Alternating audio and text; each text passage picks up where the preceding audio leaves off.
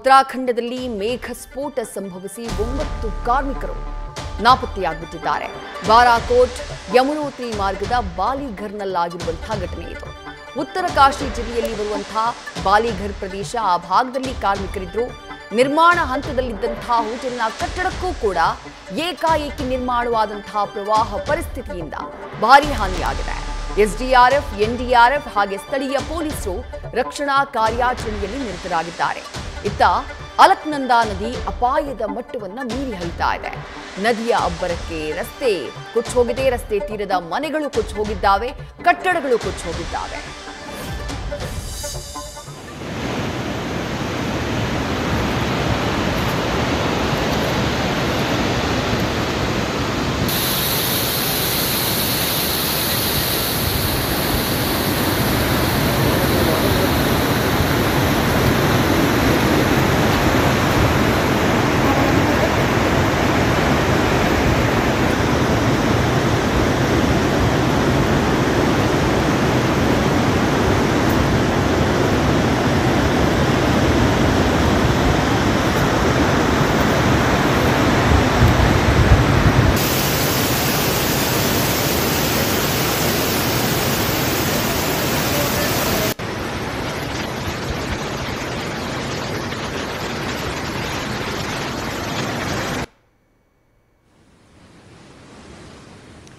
ಉತ್ತರಾಖಂಡ್ ಮೇಘಸ್ಫೋಟಕ್ಕೆ ತತ್ತರಿಸಿಬಿಟ್ಟಿದೆ. ದೃಶ್ಯಗಳಲ್ಲಿ ಗಮನಿಸ್ತಾ ಇದ್ದೀರಿ.